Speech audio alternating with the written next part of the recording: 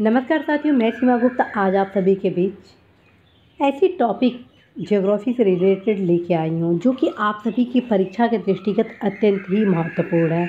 और आज के हर टॉपिक में यह बताए जाने का प्रयास किया जाएगा कि किस किस प्रकार से प्रश्न संबंधित टॉपिक से पूछे जाने की संभावनाएं हैं तथा आज जो भी प्रश्न आप सभी के बीच लाया गया है वे आगामी परीक्षा के दृष्टिगत भी अत्यंत महत्वपूर्ण है। तो आइए जानते हैं आज की टॉपिक जल मंडल के अंतर्गत कौन सा प्रथम प्रश्न है जो कि आप सभी के एग्जाम के लिए बेहद ज़रूरी है। पहला क्वेश्चन है, निम्नलिखित में से कौन सा सबसे गहरा सागर है।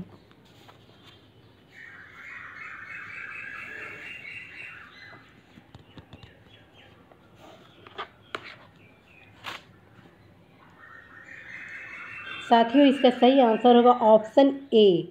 उपलब्ध विकल्पों में उत्तर हो जाएगा दक्षिण चीन सागर। ठीक है। और साथियों, ये जो टॉपिक है इससे कई प्रकार से क्वेश्चन पूछे जाएंगे। जल मंडल से संबंधित तमाम प्रश्न बनेंगे। क्वेश्चन ये बन सकता है कि कौन सा महासागर सबसे गहरा महासागर है। क्वेश्चन बन सकता है कि पृथ्वी की सतह का वह भाग जो पानी से ढका है लगभग तो 2/3 है। क्वेश्चन आ जाएगा कि समुद्र तल पर पृथ्वी के केंद्र के सबसे निकट स्थान कौन सा है, तो उत्तरी ध्रुव है। ठीक है। इसी प्रकार से क्वेश्चन आ जाएगा कि हमारे जलमंडल का सबसे बड़ा भाग कौन सा है, तो कौन सा भाग है, किस महासागर का, प्रशांत, तो प्रशांत महासागर का हो गया। तो इस प्रकार से साथियों आप सभी को ये सारे दृष्टिकोण से अपने प्रश्नों की तैयारी करनी है। तो आइए देखते हैं द्वितीय क्वेश्चन कौन सा है। डेटम रेखा क्या है। डेटम रेखा क्या है।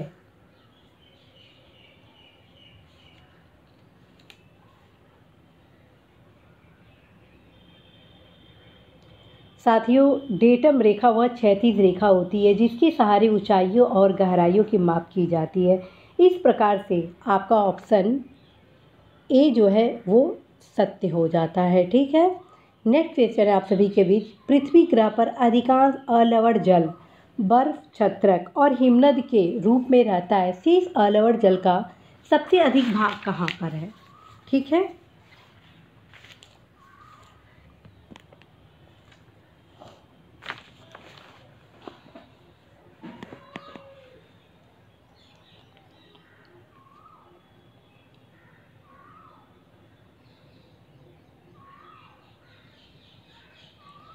साथियों, इसका सही आंसर होगा ऑप्शन सी, भूमिगत जल के रूप में। जी हाँ, इसका सही आंसर होगा ऑप्शन सी, भूमिगत जल के रूप में। साथियों, हमारे उपग्रह में मृदु जल की सर्वाधिक जो मात्रा होती है वो महाद्वीपीय एवं पर्वतीय हिमनदों में स्थायी हिम के रूप में पाई जाती है। ठीक।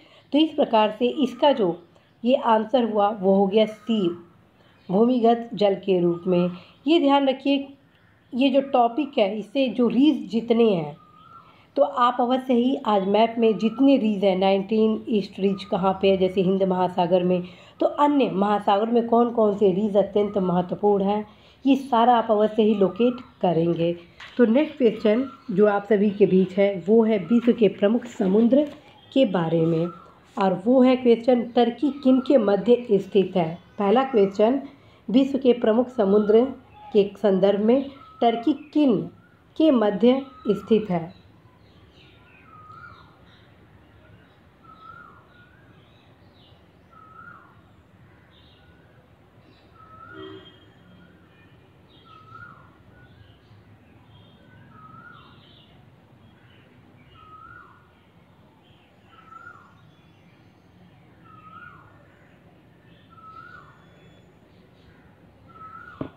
साथियों, इसका सही आंसर होगा ऑप्शन बी, काला सागर और भूमध्य सागर। और इसी के साथ आज फिर से आपको होमवर्क ये दिया जाता है कि जितने भी सागर हैं, ठीक है, जितने भी महासागर में महाद्वीप में, ठीक है, तो आप देखिए कि किन किन सागरों से किन किन देशों की सीमाएं लगी हुई हैं। ठीक।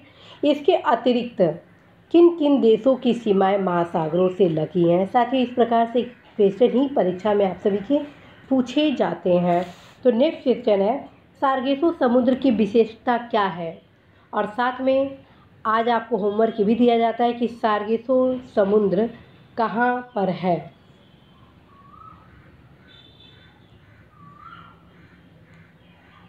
तो साथियों, इसका जो उत्तर हुआ वो ऑप्शन हुआ डी विशिष्ट समुद्री वनस्पति। ठीक है, सारगेसो सागर स्थित कहाँ है? उत्तरी अटलांटिक महासागर में। ठीक, और इसकी उत्पत्ति उत्तरी अटलांटिक विषुवतीय धारा के भंवर से होती है। इस क्षेत्र में सारगैसम नाम की जो वनस्पति है बहुतायत में पाई जाती है, जिसके कारण इसका नाम सारगैसो सागर भी पड़ा। नेक्स्ट क्वेश्चन है, हिंद महासागर में सागर धाराओं के नियमित दिशा में परिवर्तन के लिए निम्नलिखित कारकों में से कौन सा एक उत्तरदायी है?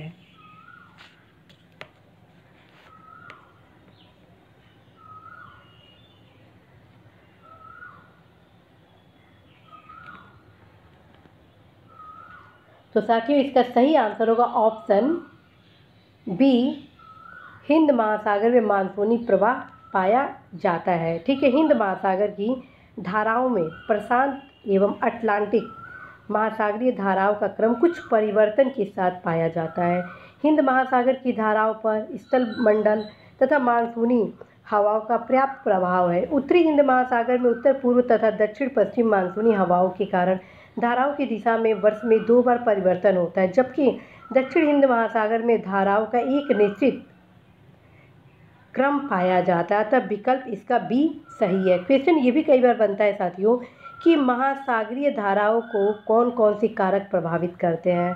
इस दशा में जब आपको सारे फैक्ट पता होंगे, जैसे कि महासागरीय धाराओं को प्रभावित करने वाले कौन कौन से कारक हैं, पृथ्वी का आवर्तन, वायुदाब और हवा, और महासागरीय जल का घनत्व, ये ऐसे 3 कारक अत्यंत महत्वपूर्ण हैं जो महासागरीय धाराओं को बहुत ही प्रभावित करते हैं। ठीक, और इसी टॉपिक से क्वेश्चन कई प्रकार से बन सकते हैं। जैसे क्वेश्चन आएगा अगुलहास धारा चलती है, तो अगुलहास धारा कहाँ चलती है? हिंद महासागर में चलती है। क्वेश्चन आ जाएगा कि उत्तरी अटलांटिक प्रवाह द्वारा सर्वाधिक लाभान्वित होने वाला देश कौन सा है? तो नॉर्वे है। ठीक है, क्वेश्चन आ जाएगा कि कौन सी दक्षिण अटलांटिक महासागर की शीतल धारा है? तो बेंगुआ धारा है। तो अब आपको शीतल धारा, गर्म जल धारा और प्लस कहाँ इन धाराओं का प्रवाह होता है, ये सभी आपको तैयार करना है। नेक्स्ट जो क्वेश्चन है वो है लवणता के संबंध में साथियों, लवणता नहीं बल्कि गल्फ स्ट्रीम और इसी टॉपिक से रिलेटेड। अब क्वेश्चन है कि सूची 1 को सूची 2 से सुमेलित कीजिए तथा सूचियों के नीचे दिए गए कूट का प्रयोग कर उत्तर चुनें। गल्फ स्ट्रीम पश्चिमी वायु प्रवाह से, पेरू धारा, पश्चिमी ऑस्ट्रेलिया धारा।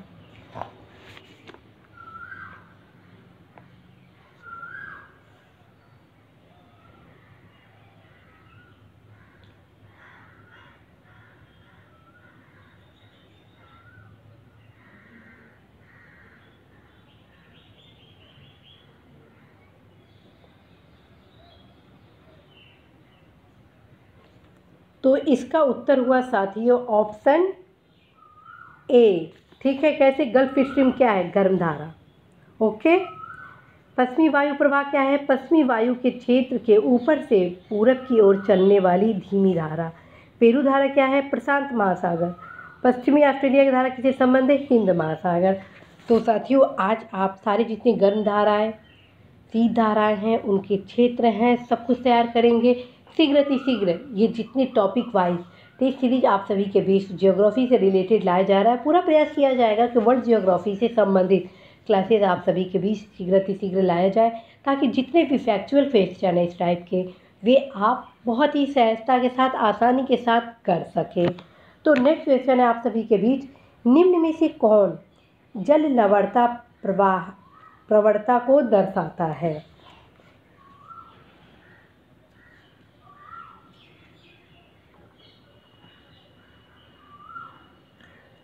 तो साथियों इसका सही आंसर होगा ऑप्शन बी, हेलोक्लाइन।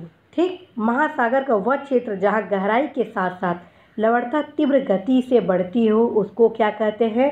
हेलोक्लाइन वो कहलाता है। ध्यान रखिए, सागरीय लवणता के लिए मुख्य स्रोत के रूप में किसे जाना जाता है? भूमि के रूप में। चूँकि आज मेरे द्वारा आप सभी को एक साथ कई क्वेश्चन की तैयारी कराई जा रही है, उसी क्रम में क्वेश्चन ये भी बन सकता है कि सागरीय जल की लवणता में किसका अधिकतम योगदान होता है? तो इस कंडीशन में साथियों उत्तर हो जाएगा सोडियम क्लोराइड। इसके अलावा सागरीय लवणता में कौन कौन किस लवण का योगदान है, तो सबसे ज़्यादा तो सोडियम क्लोराइड हो गया, उसके बाद मैग्नीशियम क्लोराइड का हो गया, उसके बाद मैग्नीशियम सल्फेट का हो गया, फिर कैल्शियम सल्फेट, फिर पोटेशियम सल्फेट, फिर कैल्शियम कार्बोनेट, फिर मैग्नीशियम ब्रोमाइड। इस प्रकार से सर्वाधिक सागरीय जल में लवणता कारक क्या हो गया? Sodium chloride. क्वेश्चन आता है कि उच्चतम लवणता पाई जाती है, तो उत्तर हो जाएगा आपका झील वान में। ठीक है, क्वेश्चन बनेगा लवणता की सर्वाधिक मात्रा जिसमें पाई जाती है वह है मृत सागर में। क्वेश्चन ये बन जाएगा कि विश्व में सबसे अधिक लवणीय सागर और ऑब्लिक झील कौन सा है, तो फिर लेक झील यानी वान ही हो जाएगा। इस प्रकार से क्वेश्चन इस टॉपिक में साथियों आप सभी के बीच पूछे जाएंगे। अब हम आते हैं ज्वार भाटा से संबंधित अत्यंत ही महत्वपूर्ण क्वेश्चन, और ज्वार भाटा से संबंधित क्वेश्चन है महासागर में ज्वार भाटा की उत्पत्ति के क्या कारण हैं? महासागर में ज्वार भाटा की उत्पत्ति के क्या कारण हैं?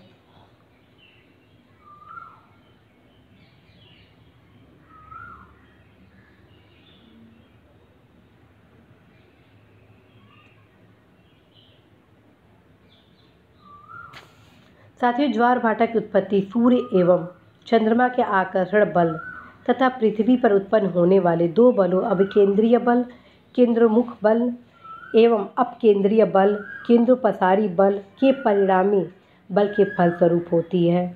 इस प्रकार से इसका उत्तर हो जाएगा ऑप्शन डी, गुरुत्वाकर्षण, अभिकेंद्रीय बल और अपकेंद्रीय बल। नेक्स्ट क्वेश्चन है आप सभी के बीच, समुद्र में घनत्व बढ़ता है तो ऐसे में, समुद्र में घनत्व बढ़ता है तो ऐसे में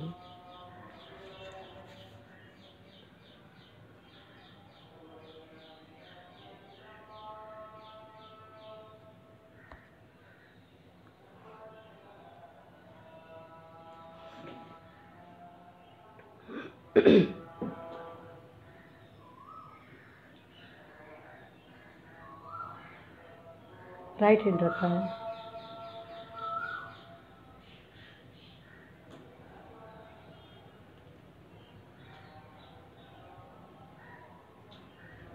हाँ, तो इसका सही उत्तर हुआ साथियों ऑप्शन बी। क्यों? क्योंकि यदि समुद्र में जल का घनत्व बढ़ता है तो यह लवणता में वृद्धि का सूचक होता है, अर्थात सागरीय लवणता में वृद्धि के कारक जल का घनत्व भी बढ़ता है। इस प्रकार से ऑप्शन आपका बी इसका उत्तर होगा, ऑप्शन बी, लवणता बढ़ती है किंतु गहराई कम होती है। ठीक है, ऑप्शन बी होगा।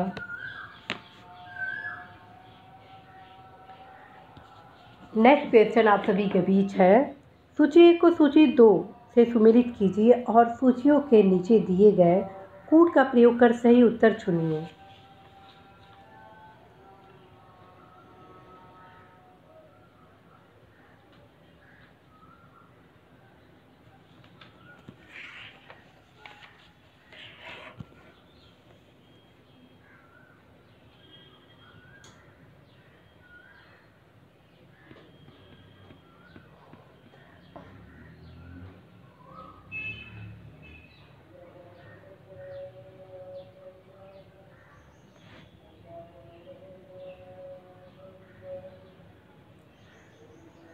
साथियों, इसका सही आंसर होगा ऑप्शन बी। ठीक है, देखिए एल्यूशियन महासागरीय गर्त कहाँ पाया जाता है? उत्तर प्रशांत महासागर में। करमेडेक कहाँ पाया जाता है? दक्षिण प्रशांत महासागर में। सुंडा हिंद महासागर में। और एस सैंडविच कहाँ पाया जाता है आपका? ये पाया जाता है दक्षिण अंध महासागर में। इसके अतिरिक्त मैं आपको कुछ और भी फैक्ट बता रही हूँ जो कि परीक्षा के दृष्टिगत महत्वपूर्ण है। जैसे हिंद महासागर में कौन कौन से प्रमुख गर्त है? डायमेंटीना खाई, सुंडा गर्त। उत्तर प्रशांत महासागर में सबसे महत्वपूर्ण है मैरियाना खाई, क्यूराल खाई, एल्यूशियन खाई और जापान खाई। दक्षिण प्रशांत महासागर में टोंगा खाई, कैमडेक खाई, अटाकामा खाई और करमेडेक खाई। उत्तर अटलांटिक महासागर में पोर्टरिको गर्त, जो कि कई बार परीक्षा में पूछा जा चुका है। एक क्वेश्चन है दक्षिण अटलांटिक महासागर में दक्षिण सैंडविच गर्त, ये भी परीक्षा में पूछा गया है। तो साथियों, जितने भी गर्त आज आप सभी के बीच बताए गए हैं उसको ज़रूर आप टीटी के मैप में देखिएगा, क्योंकि उसका एक पेज टोटल गर्त से रिलेटेड है। काफ़ी अल्टीमेट, गर्त का मतलब डेप्थ हुआ। ठीक है, नेक्स्ट क्वेश्चन है, निम्नलिखित नदियों में से कौन सी सबसे लंबी नदी है। और साथियों ये जो टॉपिक है नदियों से रिलेटेड वेरी वेरी इंपॉर्टेंट है, क्योंकि एक क्वेश्चन आप सभी के परीक्षा के लिए तय रहता है।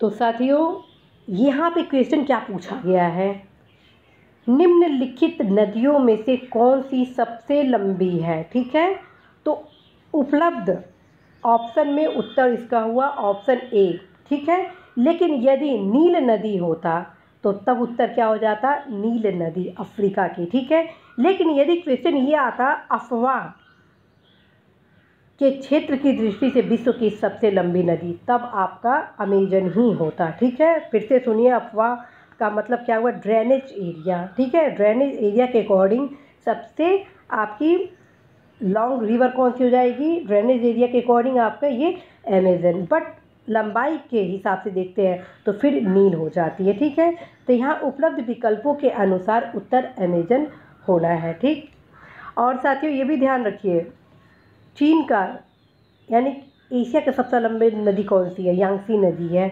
हर एक क्वेश्चन आपके लिए बेहद खास है, हर चीज़ आप बहुत ही अच्छे से देखिए। आप सभी को ऑलरेडी बताया जा चुका है कि आप इन सारे टॉपिक को कैसे तैयार करेंगे। निम्नलिखित में से कौन एक सुमेलित नहीं है।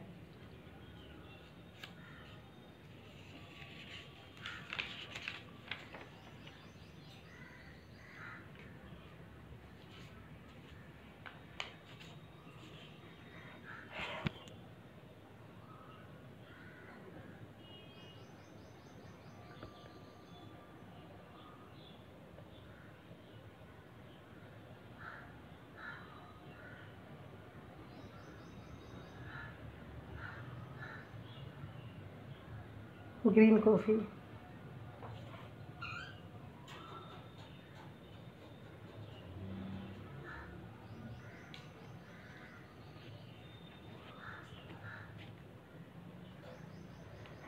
तो ये जो टॉपिक है आप सभी के बीच, वो टॉपिक है नदियों के किनारे स्थित नगर।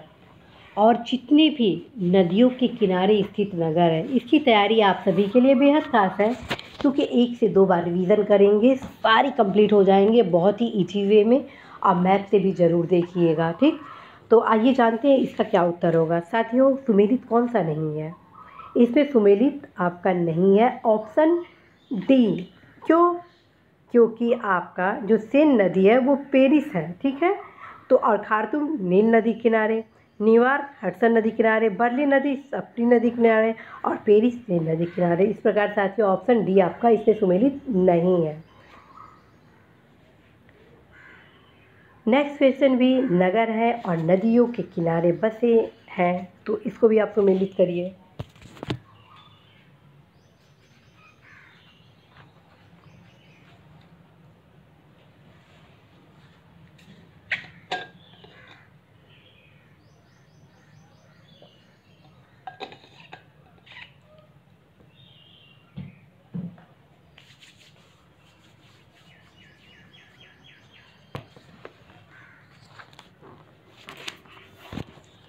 तो साथियों इसका उत्तर हुआ ऑप्शन ए।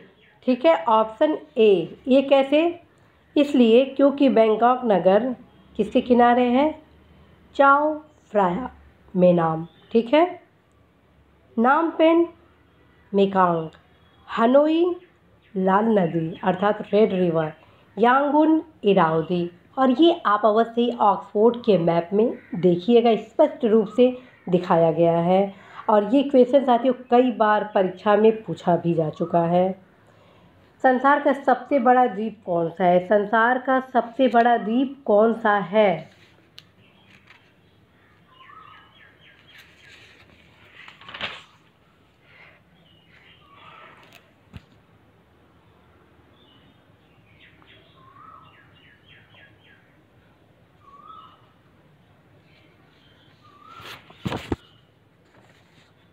ये सबसे इजी क्वेश्चन है साथियों, तो इसका उत्तर देखिए बी होगा, ग्रीनलैंड, जो संसार का सबसे बड़ा द्वीप है।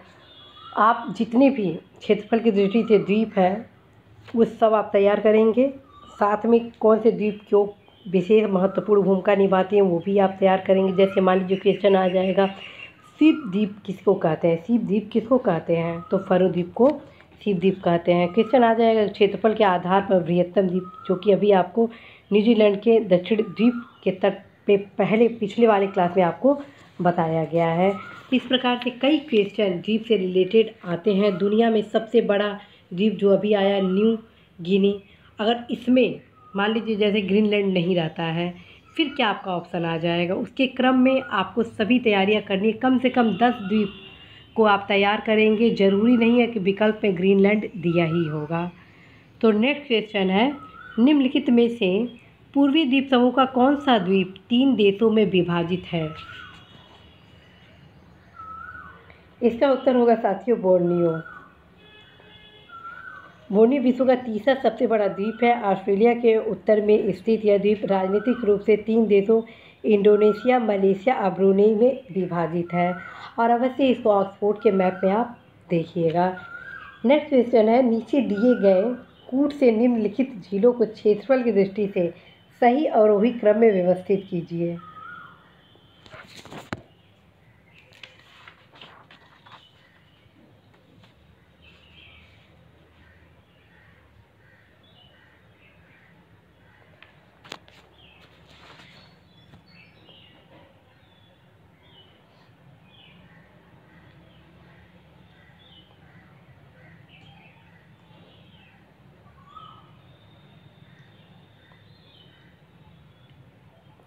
इसका सही उत्तर होगा साथियों ऑप्शन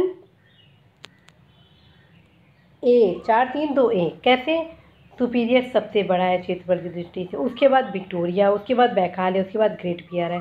साथियों आप सभी के बीच ऑलरेडी एक स्पेशल क्लासेस मेरे द्वारा झील और जलप्रपात से संबंधित, ज्योग्राफी से संबंधित क्लासेस में लिया जा चुका है। अवश्य उस क्लास को अटेंड करें, देखें कि झील से संबंधित कौन कौन से ऐसे तत्व हैं जो आप सभी को जानना बेहद ज़रूरी है। तो आइए देखते हैं नेक्स्ट क्वेश्चन। नेक्स्ट क्वेश्चन है जिब्राल्टर जल संधि, मलक्का जल संधि, बेरिंग जल संधि और हार्मुज जल संधि।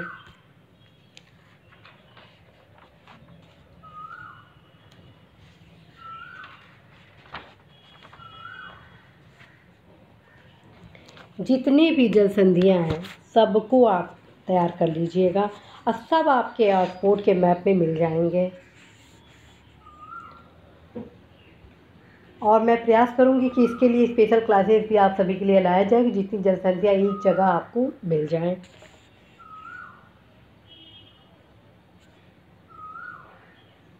साथियों इसका सही आंसर होगा ऑप्शन सी। जी हाँ, इसका सही आंसर होगा ऑप्शन सी, जिब्राल्टर जल संधि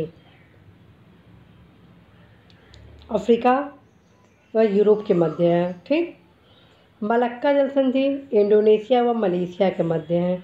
बेरिंग जल संधि एशिया और उत्तरी अमेरिका के मध्य है। हार्मुज जल संधि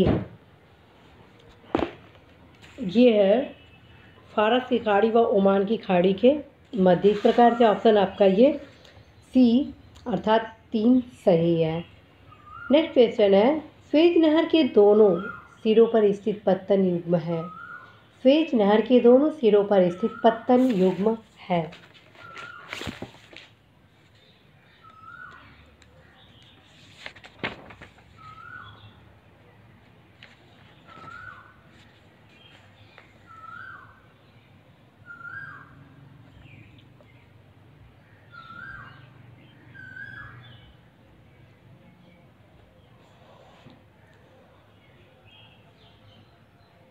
साथियों जितने भी नहर हैं उनको ज़रूर आप देखिएगा, बहुत इम्पॉर्टेंट है।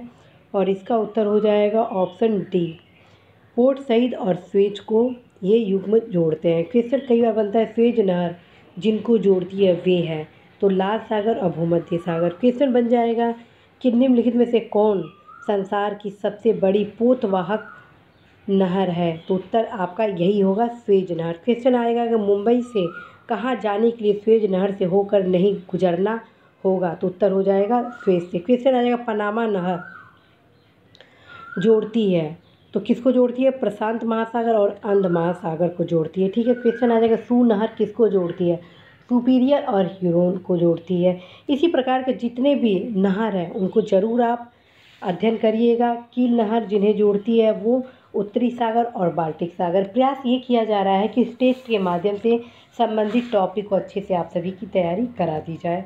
तो नेक्स्ट क्वेश्चन है, कील नहर जिन्हें जोड़ती है, जो अभी मैं आपको बताई हूँ, और इसका उत्तर हो गया साथियों उत्तरी सागर और बाल्टिक सागर। नेक्स्ट क्वेश्चन है, पराना नदी पर निर्मित इतेपू बांध विश्व के सबसे बड़े बांधों में से एक है। निम्नलिखित देशों में से कौन से दो देशों की यह संयुक्त परियोजना है?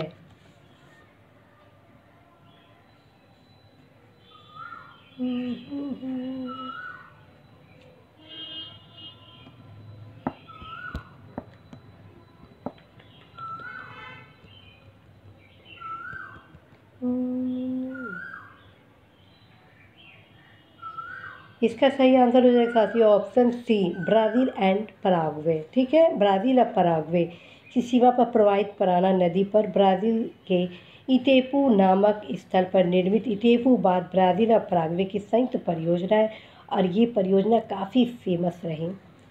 नेक्स्ट क्वेश्चन है, सूची 1 को सूची 2 से सुमेलित कीजिए, जिसमें पहला नदी है, दूसरा बांध है।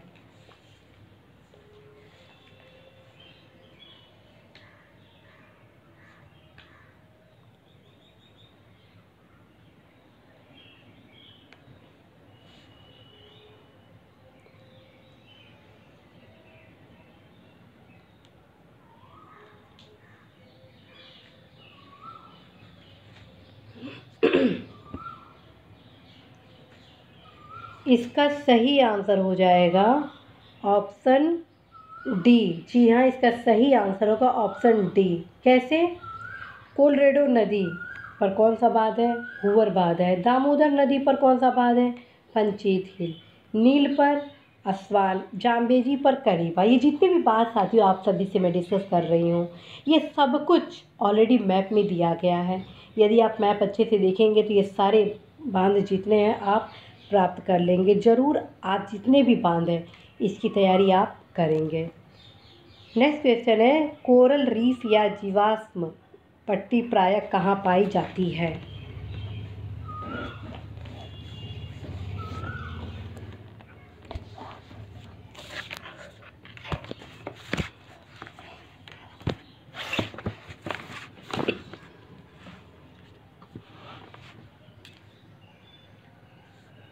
तो साथियों इसका सही आंसर हो जाएगा ऑप्शन बी, कर्क रेखा एवं मकर रेखा के बीच तटीय क्षेत्रों में।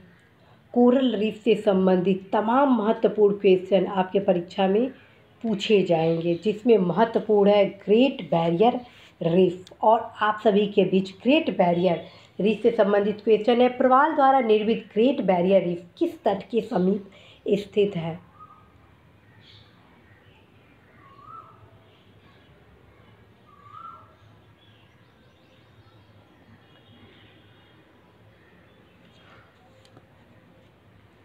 तो साथियों इसका सही आंसर हो गया ऑप्शन डी, क्वींसलैंड। और ये क्वींसलैंड कहाँ है? ऑस्ट्रेलिया में। और कहाँ पर? प्रशांत महासागर में। ये तीनों क्वेश्चन पूछा गया। ग्रेट बैरियर रीफ क्या है? तो ऑस्ट्रेलिया के निकट एक प्रवाल भित्ति। एक क्वेश्चन बना है ग्रेट बैरियर रीफ कहाँ पर स्थित है? तो उत्तर हो गया प्रशांत महासागर में। एक क्वेश्चन बना है विश्व की सबसे बड़ी प्रवाल भित्ति निम्नलिखित में से किन देशों के एक तट के निकट पाई गई हैं? तो ऑस्ट्रेलिया उत्तर हो जाएगी। इस प्रकार से साथियों प्रवाल भित्ति से यही अत्यंत महत्वपूर्ण क्वेश्चन बनते हैं। नेक्स्ट क्वेश्चन जो कि अत्यंत ही महत्वपूर्ण है, ज़रूर इसको आप तैयारी के क्रम में स्ट्रॉन्ग तैयारी आज ही कर लेंगे और प्रयास मैं करूँगी इसको अभी मैं आप सभी को तैयार भी करवा दूँ। तो ऊंचाई के अनुसार उनका सही आरोही क्रम आप बताइए।